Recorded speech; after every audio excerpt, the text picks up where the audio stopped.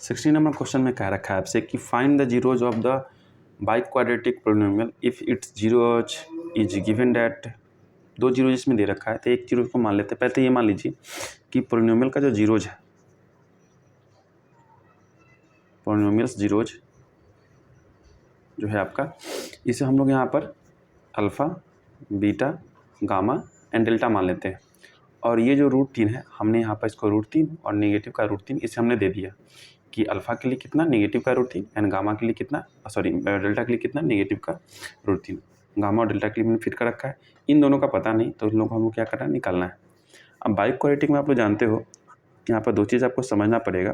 पहले जो हमारा पोलिनोमियल दे रखा है इसको आप लिख लो, x⁴ प्लस में x³ माइनस में 23x² माइनस में 3x प्लस में 60 दे रखा है, ठीक है। और साथ ही साथ इसका जो जनरल फॉर्मेट होता है GF, यानी कि ये आपका दे रखा है x⁴ प्लस में x³ a, यहाँ पास में b प्लस में cx² प्लस में dx एंड लास्ट में आपका e होता है। तो यहाँ पे कंपैरिजन कीजिएगा, मिलाइए ज़रा, तो a b c d e का वैल्यू आपको निकल के यहाँ पे आ जाएगा। क्या आएगा, a का मान यहाँ पर 1 कर दोगे क्योंकि कोफिशिएंट यहाँ मैच कराना है, b का मान भी 1 हो जाएगा, c का मान नेगेटिव का 23, d का मान नेगेटिव का 3 एंड e का मान 60 पॉजिटिव का।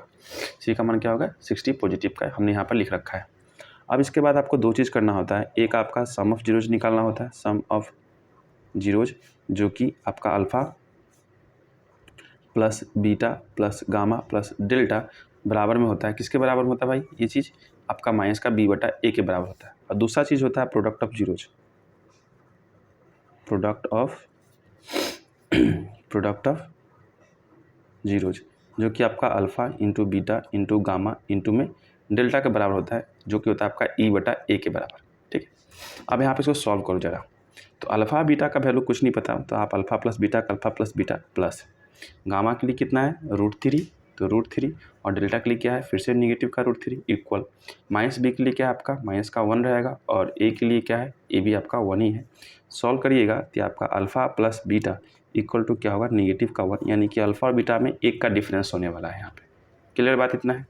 अब चलिए दूसरी तरफ देखते हैं यहाँ पर कि अल्फ़ा और बीटा के लिए आपको कुछ नहीं दे रखा, तो अल्फ़ा इंटू बीटा रहेगा इंटू में गामा के लिए क्या दे रखा है √3, तो √3 गुने, और ये बीटा डेल्टा के लिए क्या दे रखा है, अगैन माइनस का √3 ई के लिए क्या दे रखा है 60 एंड ए के लिए क्या दे रखा है आपका यहाँ पर 1 दे रखा है। हमने यहाँ पर वैल्यू प्लेस कर लिया, इसका मल्टीप्लाई करेंगे यहाँ पर, तो अल्फ़ा इंटू बीटा और गुना में आपका नेगेटिव का 3 इक्वल टू 60 हो जाएगा। 3 से 20 कैंसिल होगा 20 टाइम में, डैट मीन्स आपका अल्फ़ा और बीटा का प्रोडक्ट जो होगा नेगेटिव का 20 के बराबर यहाँ पर आ जाएगा, है कि नहीं। माइनस का चीज़ इधर चला गया। अब आप बताओ कि ऐसा दो टर्म मानो, आप यहाँ पर ऐसा दो टर्म मानो अल्फ़ा प्लस बीटा, तो आप कहोगे कि जोड़ने पर 1 का डिफरेंस होना चाहिए, है ना, और गुना करने पर 20 आना चाहिए। तो इकलौता एक ही नंबर होता है जिसे आप बोलते हो कि 5 और 4 और 5 का जो गुना होता है आपका 20 के बराबर होता है। अब बताना है आपको यहाँ पर कि जोड़ने पर क्या होना चाहिए, नेगेटिव होना चाहिए। डैट मीन्स बड़ा वाला जो पार्ट होगा इसमें ये आपका नेगेटिव होगा और ये आपका पॉजिटिव होगा। आप चाहो तो यहाँ पे चेक भी कर सकते हो कि अगर मैं यहाँ पर अल्फ़ा के लिए क्या करूँ 4 ले लूँ और बीटा के लिए क्या करूँ नेगेटिव का 5 ले लूँ, तो ये आपका -1 के बराबर आ जाएगा कि नहीं आएगा। उसी प्रकार इसको अगर चेक करोगे तो 4 मल्टीप्लाई विथ 5 ये आपका -20 के बराबर आ जाएगा। तो एक रूट आपका यहाँ पर अल्फ़ा के लिए हो जाएगा आपका अल्फ़ा, ठीक है, और दूसरा जो आपका ये बीटा के लिए हो जाएगा बीटा इक्वल टू -5। ये आपका आंसर हो गया। क्लियर है। चलिए नेक्स्ट क्वेश्चन देखिएगा।